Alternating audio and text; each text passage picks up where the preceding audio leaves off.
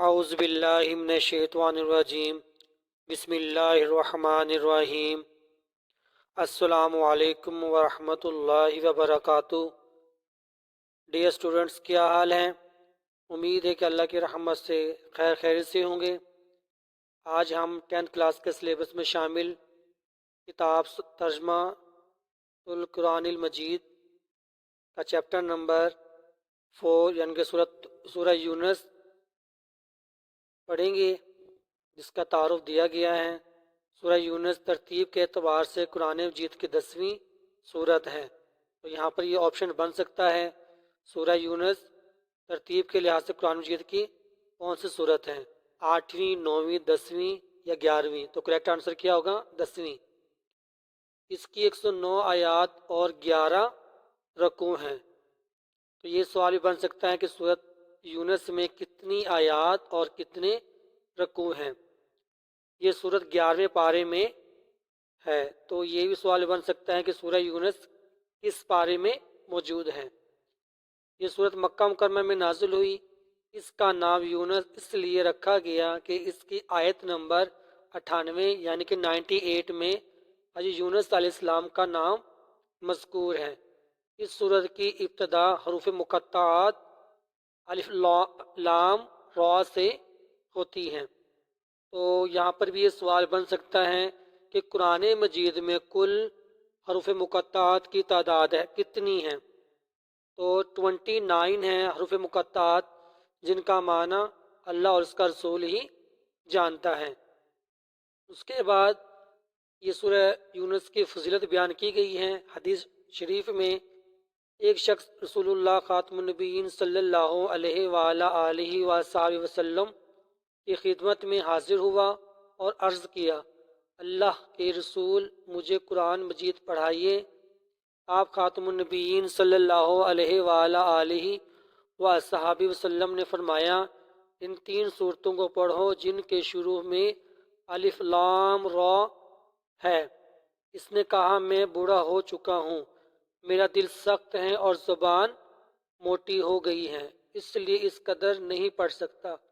آپ خاتم النبیین صلی اللہ علیہ وآلہ آلہ وصحبہ وسلم نے فرمایا، پھر حامیم والی تینوں صورتیں پڑھا کرو۔ اس شخص نے پھر وہی بات دہرائی۔ آپ خاتم النبیین صلی اللہ علیہ وآلہ آلہ وصحبہ وسلم نے فرمایا، تو مسبحات میں سے 3 صورتیں پڑھا کرو۔ تو مسبحات کون سی صورت ہوتی ہیں؟ جس کے شروع میں الحمد کا ورڈز آتا ہے، وہ مسبحات صورتیں کہلاتی ہیں، یعنی کہ وہ صورتیں جو الحمد سے سٹارٹ ہوتی ہیں۔ اس شخص نے پھر وہی بات دہرائی اور عرض کیا، اللہ کے رسول، مجھے ایک جامع صورت سکھا دیجئے۔ رسول اللہ خاتم النبیین صلی اللہ علیہ وآلہ آلہ وصحبہ وسلم نے اس کو سورۃ الزلزال سکھائی۔ جب آپ خاتم النبیین صلی اللہ علیہ وآلہ آلہ وصحبہ وسلم اس سے فارغ ہوئے تو اس شخص نے کہا، اس ذات کی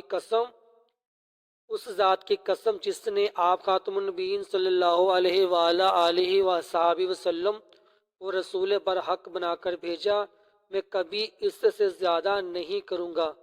جب وہ آدمی واپس چلا گیا تو نبی اکرم خاتم النبیین صلی اللہ علیہ وآلہ آلہ وصحبہ وسلم نے فرمایا، یہ ضعیف شخص کامیاب ہو گیا۔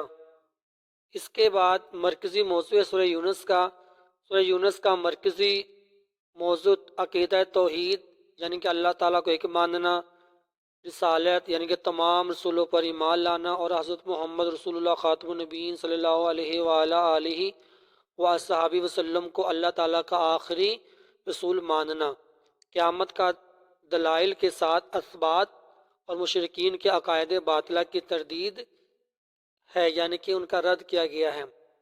اب اس کے بنیادی مضامین ہیں۔ سورہ یونس کے ابتدائی آیات میں قرآن مجید کی آیات کو کمال حکمت والی آیات قرار دیا گیا ہے، یعنی اس کی ابتدائی آیات کو قریش کی حالت کے متعلق ارشاد فرمایا گیا ہے کہ یہ حکمت والی آیات جو اللہ تعالیٰ نے نبی کریم خاتم النبیین صلی اللہ علیہ وآلہ آلہ وصحبہ وسلم پر اتاری ہیں، چاہیے تو یہ تھا کہ وہ اس کتاب کی قدر کرتے، لیکن وہ ضد اور عناد کی وجہ سے اس رسول کو نعوذ باللہ ساحر یعنی کہ جادوگر قرار دیتے تھے، یعنی کہ وہ رسول اللہ صلی اللہ علیہ وآلہ وسلم کو نعوذ باللہ جادوگر قرار دیتے تھے، کیونکہ ساحر کا مطلب جادوگر ہے۔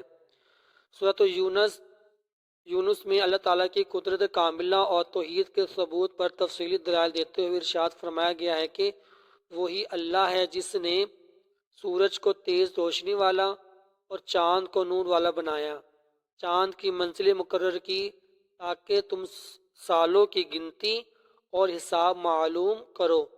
اس طرح دن اور رات کی تخلیق اور زمین و آسمان اور جو کچھ ان میں موجود ہے، ان سب کی تخلیق میں اللہ تعالیٰ نے بے شمار نشانیاں رکھی ہیں۔ اس کے بعد ہمارے پاس ہیں اللہ تعالیٰ نے قیامت کا ذکر کرتے ہوئے فرمایا کہ جب اللہ تعالیٰ ان کفار کو قیامت کے دن اکٹھا فرمائے گا تو انہیں دنیا میں گزری ہوئی راحت و لذت و لمبی زندگی اور طویل ماہ و سال کے مختصر گھڑی محسوس ہوں گے۔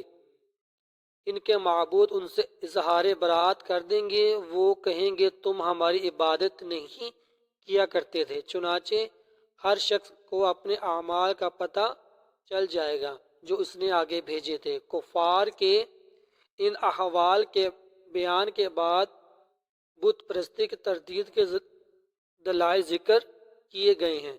یہ کفار بھی جانتے ہیں کہ رزق دینے والا، کانوں اور آنکھوں کا مالک، زندہ کو مردہ سے اور مردہ کو زندہ سے نکالنے والا اور ہر امر کی تدبیر کرنے والا صرف اللہ تعالی ہے۔ اس کے باوجود یہ اللہ تعالی سے نہیں ڈرتے۔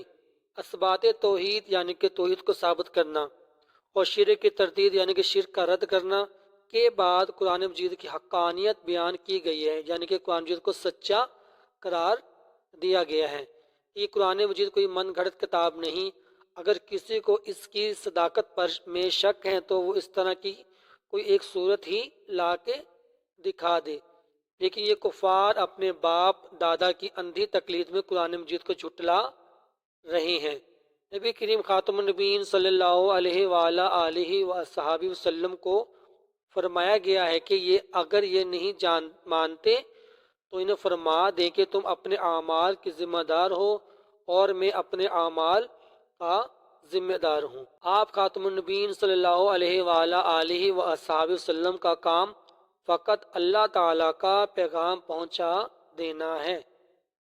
سورہ یونس کے آخر میں متعدد انبیاء کرام علیہ السلام کا تذکرہ کیا گیا ہے۔ نبی کریم خاتم النبیین صلی اللہ علیہ وآلہ وصحبہ وسلم اور صحابہ کرام رضی اللہ تعالی عنہم کو تسلی دی گئی ہے کہ ان انبیاء کرام علیہ السلام کو اقوام نے انہیں جھٹلایا اور سرکشی کی تو اللہ تعالیٰ نے اپنے رسولوں اور ایمان والوں کو بچا لیا اور سرکش اقوام کو تباہ و برباد کر دیا۔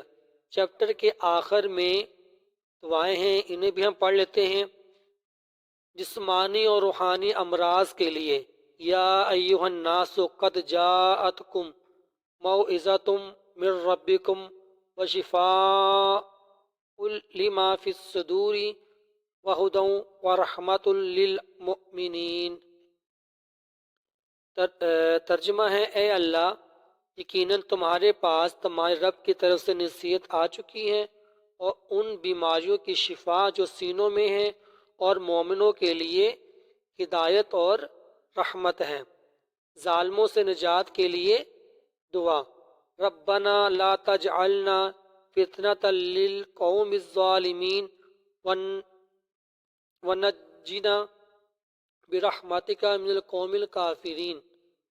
ترجمہ، اے ہمارے رب، ہمیں ظالم قوم کے لیے ذریعہ آزمائش نہ بنا اور اپنی رحمت سے ہمیں نجات عطا فرما۔ اس کے ساتھ ہی آج کا ہمارا یہ لیکچر ختم ہوا۔ آج کے چیپٹر میں ہم نے سورۃ یونس کی ریڈنگ کی، تو نیکسٹ ویڈیو میں ہم اس کے ایکسرسائز کو سالو کریں گے۔ تو ملتے ہیں نیکسٹ ویڈیو میں۔ اگر آپ کو ہماری ویڈیو پسند آئی ہو تو ہمارے چینل کو سبسکرائب کریں، بیل آئیکن کو لازمی طور پر دبائیں اور زیادہ سے زیادہ اپنے دوستوں کو اس ویڈیو کو شیئر کریں۔